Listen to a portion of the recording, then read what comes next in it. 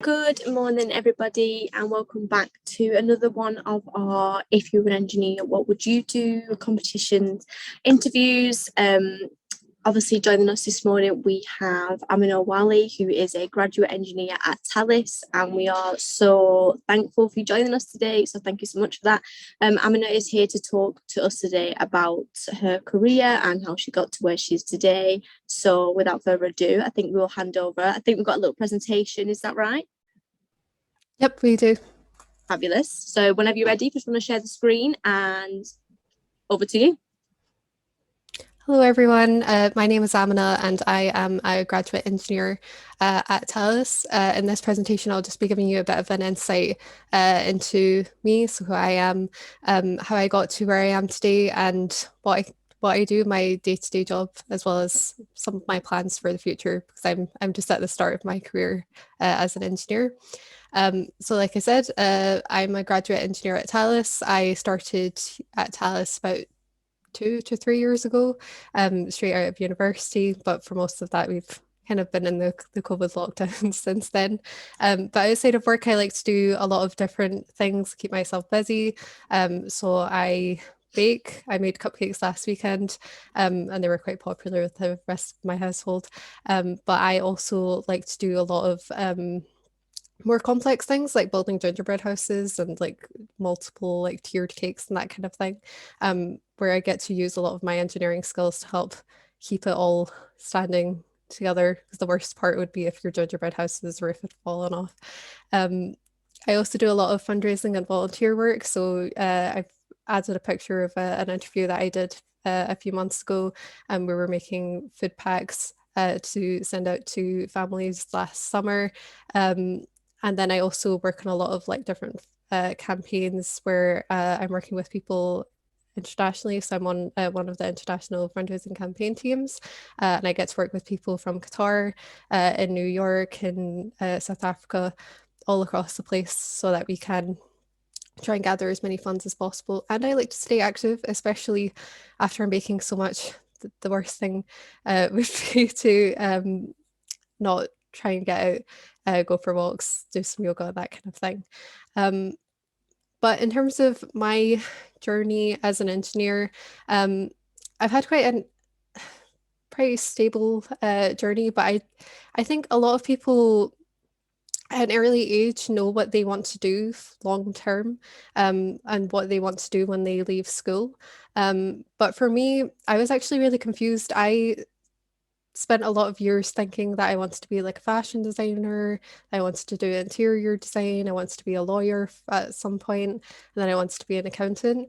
But after a point, I realized I actually just really loved maths, and I loved being able to solve problems quite easily, um, using my math skills and applying that when I was doing physics as well. So trying to work out how to solve a problem of like a car. Okay, so like I was saying, I was really confused when I was at school, but I realized that I really loved maths, um, and being able to solve problems and try and work out um, how to find the solution. Um, and then using that in physics as well. So trying to work out like how fast a car would need to go to get to its destination and all of those different types of things. Um, and so I then decided to try and find something that would allow me to do both. So using maths, using physics, trying to problem solve, and I ended up landing on engineering. Around the same time, I think we also started to see a lot more of a push towards trying to solve climate change and move more towards renewable energy rather than generating electricity from fossil fuels. So I also wanted to try and see if I could help solve that problem as well. And engineering skills are really important for that, and being able to build things like wind turbines, solar panels. So I went into university and I studied electrical and mechanical engineering. Electrical engineering is a lot more of that focus on how we generate electricity and get it out to people, so that we generate it, we try and figure out how we store it somewhere, and then also get it out to your home so that we can power your fridge, you can turn on the TV, and do all of those different things. I also studied a bit of electronics engineering, which is a lot more of the digital side, how we try and build things like phones and do all of the electronics that goes inside of that, how we try and communicate with people, so how our Wi-Fi works, how we are able to call people over like a phone network, and then mechanical engineering, which is a lot more of like the moving parts that go into things like cars, into planes. So I focused on all of those different areas, and then I realized that I actually didn't really enjoy the electrical side, that would have led me more towards the renewable energy. I was a lot more of someone who really liked the digital electronics because it was really cool, especially as we're starting to see things like phones getting smaller, sometimes getting bigger, making things work faster, um, and also this move towards AI and machine learning and making computers a lot smarter. So I was really interested in all of that. And then I joined Thales as a graduate engineer, because I still wasn't fully sure what I wanted to do. And Thales was going to let me um, try out quite a few different things before I set my mind on what I actually wanted to do full time in my career. But just a few things that I worked on at university that I thought was quite cool to mention. So back when I was still focused on wanting to work in more of the renewable energy side, we did a project where we tried to build a vertical wind turbine. So you've probably seen the standard wind turbines that are in the wind farms. They just rotate the same way that like a clock does. Um, the vertical one basically just turns like this, so just a different way to rotate. So we tried to build one out of card and wood and try and stick it all together, so that it would try and generate electricity as it moved around, as we like had some fans on it to try and generate some wind. But I also worked on a few things like signature verification with AI. So what I did was build some code so that we could check if a signature was fake or not. So if I signed my signature, if someone had copied it, we tried to check if it was a copy or if it was my real signature. And then I also built a robot which would use machine learning in my final year at university, along with a group of us. So what we tried to do was basically try and build a robot that would follow your movements if you moved your hand in front of a camera. So if I moved my hand to the left, the robot would then try and copy me, so it'd also move its arm to the left as well. If I went up, the robot would move up as well. So I had a camera picking up how my hand was moving, and then we tried to use a lot of different code and machine learning to try and get the robot to do the same thing, because you do get situations where you don't really want a human to be in that environment, or our human can't get there, like into space on Mars or deep water. So if we had a robot with camera on it, we could see what it was doing. If we tried to just control it and get it to do things for us just by showing it how to do it, it could probably solve some of our problems. It didn't actually work the way that we wanted it to. It was almost there. We just had a few issues with our code, but it was something that was really interesting to do while we were at university. These days, I'm now at Thales, and Thales does a whole load of different things, and we work in a lot of different areas. We do stuff like defense and security, where we build equipment that goes into the Navy ships, into submarines, into army vehicles, and that kind of thing. We work in aerospace, so if you've ever been on a plane, chances are that your plane probably has some equipment that we've built. And if you've gone on holiday and you've been on a plane that has like TVs in it, we do develop a lot of those as well and put them into the planes. Digital identity and security, which is a lot of like how we just protect banks and all of the transactions that they have. So if people are sending money to each other, we try and protect that so nobody can try and interfere and steal it. Space, we build a lot of satellites and send them up into space. And transportation, we do a lot of work on the railway lines across England primarily. But for my role at Thales, I worked in quite a few different areas.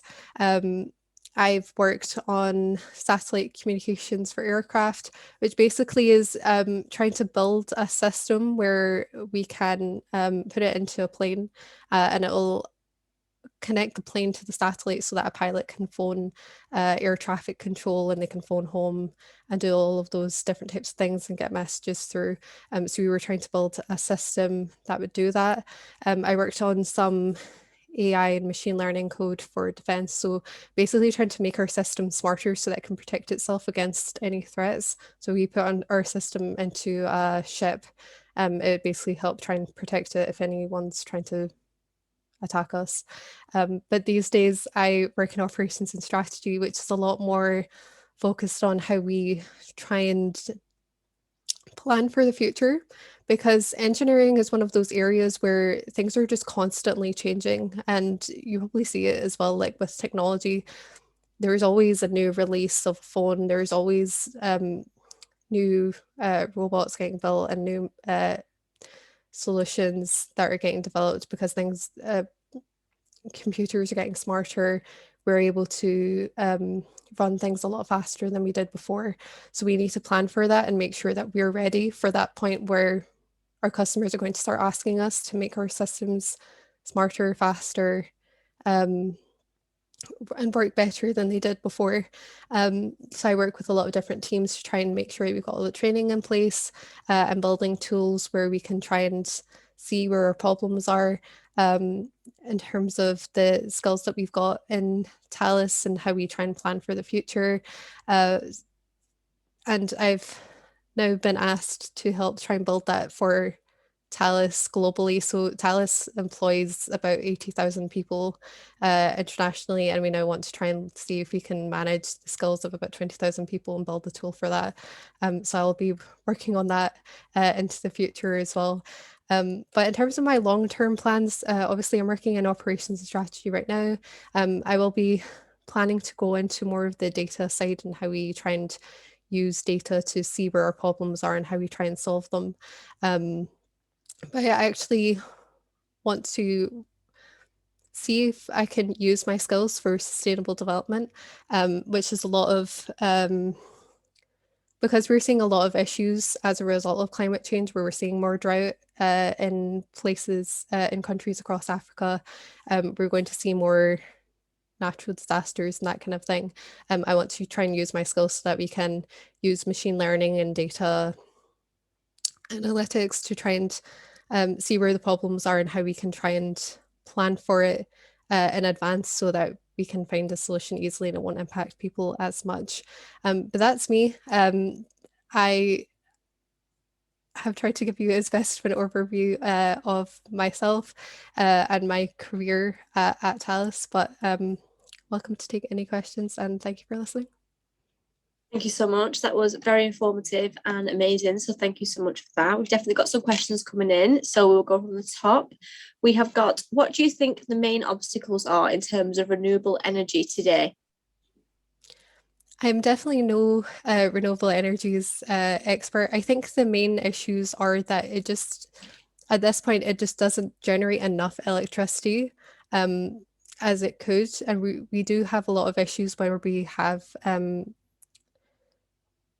wind turbines, but you can only use them when the wind is between like certain speeds because it can't manage it, otherwise it'll just start to break. So we need to try and find new ways of either building wind turbines that are stronger or just trying to find a new way to try and capture the electricity. That's where you're seeing a lot more of like the hydro, so like generating electricity from like water moving and that kind of thing. But yeah, no, I'm definitely no expert on renewable energy side of things, That's unfortunately. great. And obviously your career is still really bright, you know, at the beginning, even though it's been so amazing already. But so far, what would you say your career highlight has been? So it was definitely last week, and I did a presentation to someone that sits in the Thales global team about my tool, and I was showing him all the different things that it can do. And he was so impressed that he was like, yeah, we want this to send across to everyone. I thought like this is me, like I'm set for the future. If I decide to stay at Telus, that I'm getting recognition from someone that's like so high up in senior. So that's definitely my career highlight. Oh, amazing. That's really, really great. And are there any projects that you've done so far that you feel have pushed you out of your comfort zone? Definitely, definitely. I think every project that I've worked on, I've not had experience of that area before or that subject. So I have to spend a lot of time trying to learn what's going on before I can then actually start to do the work. So when I was working in satellite communications, I was working with the team for 6 months. Never did anything with satellites or these kind of things, didn't even know how to use some of the tools they were using. So I spent a good month trying to get up to speed with what was happening before I could actually start to do the work. And then when I worked on some of the AI stuff for defense, it'd been quite a while since I'd actually like done any of the AI, and it was a type of AI that I hadn't really touched before.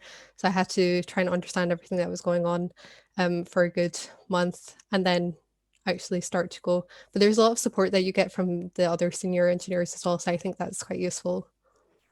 And in terms of the kind of coding and the AI, do you miss when you used to do that side of things? I do miss it, but there's also the challenge that it's quite difficult to do sometimes, um, especially when you find the main thing with code is you can write all of the code, but after a certain point, it's actually just trying to figure out where the errors are, and trying to just because your code might not be working the way that it's meant to, so you have to go back and try and figure out where the problem is. I spent 6 hours once just trying to figure out that I just missed a comma on one line of code, and it took me Wow. 6 hours to find it. It was a very long day, but we It found it sounds it. eventually. There we go. Would you ever go to space if you were given the chance to? I would definitely go to space if I had the chance. I'm still considering like moving my career more towards the space side of things and trying to get into NASA. Hopefully I'll like improve and become an expert with AI that the NASA will want me, and then I'll be able to go in and train as an astronaut and then go up into space. Or maybe like join the Mars, what's it called? Like the team of people that are going to start a community on Mars. I don't know if I'll ever be able to come back though, but it'd be worthwhile going. It's a once in a lifetime. And your career, obviously, so far has been really exciting and diverse. Which topic or role has been the most eye-opening for you? I think the role that I sit in now has been the most eye-opening for me. Being able to, because I work with a lot of senior people, I get to see a lot of what's happening across the company because Thales in the UK, we employ about 8,000 people and 3,000 of them are engineers.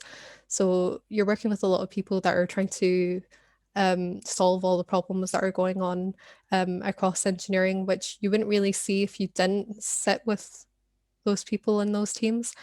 So it's been really useful for me to try and understand what's going on and then start to gain the experience if I was to go into more of a position like that in the future. Lovely. And I know you'd mentioned in your presentation about how you may want to be a fashion designer all the way when you were younger. Is there anything still now that you think, oh, maybe if I could turn back time, I would have done that instead? I don't think so. I think I actually just really enjoy my career as an engineer. I think with engineering, there's no one day that's the same. Like every day is different. Every day has a new challenge. And I love being able to just come in and try and solve a new problem, whether that's a new error in my code and I'm trying to find the other comma that's missing, or we're trying to build these tools for 20,000 people to use. Um, there's always something new to work on. So I don't regret it at all. Lovely. And you touched on your charity work. Can you elaborate a tiny bit, kind of, how you got into it, what it is that you do? So I got into it back when I was at university. So after my first year, about 2015, I realized that I hadn't really done much my first year. I was still trying to get up to speed with everything that was going on at university. And then I decided that I wanted to do something different and get out there and start to make friends. Um, so I started doing a lot more of this charity work side of things. Um, but a lot of that I ended up moving more towards like not just wanting to make friends, but actually wanting to make a difference. So I've been quite involved over the last 7 years, and supporting primarily like Islamic relief campaigns. And we do a lot of work with like community groups as well, but it's mainly been uh, different campaigns that we run over Ramadan. And throughout the year to just try and gather funds for the primary countries that we're trying to support as different issues come up in different countries. So I've ran things like cake campaigns where we try and get chocolate cakes out to people across the country, and I managed all of that for Scotland. I work on a campaign now called Charity Week, where we basically try and get all these different organisations on board to raise money for us. But this takes place across 8 countries worldwide. So now I sit at an international point. I'm just trying to support everything that's going on in every country. Amazing. And do you find, obviously with being an engineer as well, do you find you have the time to manage both, or are you constantly doing something? I think most of the time I'm constantly doing something, but I do like to stay busy. And I think if I am getting to the point where I'm getting like quite tired and burnt out and struggling to manage, then I do just take a break. It's really easy to just step away from that side of things if I need to, because there's always the support in place. And in terms of your career, have you faced any challenges that you didn't expect or that you were thrown off by at any point during your career so far? I don't feel like I've faced any major challenges. I think the biggest one that I probably have come across is trying to work while we're in the middle of a pandemic like COVID and everyone's working from home. Um, I did my entire placement with the AI for defense while I was working from home, and did all of the satellite communications project while I was working from home as well. Um, and I think what it does is it introduces like smaller challenges of like being able to communicate with people and get support off people. But I think with time, we've been able to understand how to work best and learn how to work around not being able to see people face to face. Obviously, like as the restrictions have kind of moved away, it's been easier to get into the office as well. But sometimes it is just nice to be able to work from home. Yeah, there's definitely some small perks in there somewhere, isn't there? Yeah. Who do you think inspired you, if anyone at all, to become an engineer? I don't think I've had any key person for inspiration, but I think as my career continues, I do actually look to a lot of the senior um, people within Thales, especially women who are more senior, um, because it as we're as engineering's moved on, there have been a lot more women that have gone into the field, but I think um, it's still rare sometimes to see women in a senior position. So seeing someone who has been able to face all of the challenges to get up to that point um, is actually really inspiring for me. My mentor was like the head of one of the engineering areas. She was really supportive, and I saw her as a source of inspiration. The director that I work for now, she's had quite a long career and done all of these different things and faced all of these different challenges. And I also see her as a source of inspiration. So it's like a long-term career thing for me. That's really nice, and obviously great that they are people within your own company that you're looking up to. It's inspirational in itself. What would you say your favorite thing about being an engineer is, and or your favorite thing about working at Thales? My favorite thing about being an engineer is definitely problem solving. Um, I'm sure all engineers say this all the time that we just love to take a problem and try and find a solution for it. But no, it's definitely something that I really enjoy, especially when I get a lot of like last minute tasks thrown at me in this current team, and I really enjoy it because it's just having that pressure of like, we've got this problem, we need to find an answer to this problem by next week, or it's going to be a bigger issue. So I really love that. And my favorite part about working about with Talus is just there's so many opportunities out there for people, and they're very supportive of young engineers being able to progress in their career as well. So there's loads of support. My current managers always ask me like, what do you want to do next? How do we help get you there? What's the plan? How can I get you more training? How, like, I can go get you connected to this person if you're interested in this, or this person for that. So there's a huge bit of support out there to try to get me from being a graduate engineer to being someone that's fully fledged in my career. That sounds great. And do you think that engineering as a whole, obviously as a career, do you think it also relates to just being a skill in general, like just in your personal life as well? Sorry, can you repeat that question? So do you think that you kind of use engineering every day in your personal life as well as a career? I definitely use a lot of the key aspects of engineering in my everyday life. Things like the problem solving, I have to use when I'm baking or when I'm doing my fundraising campaigns and that kind of thing.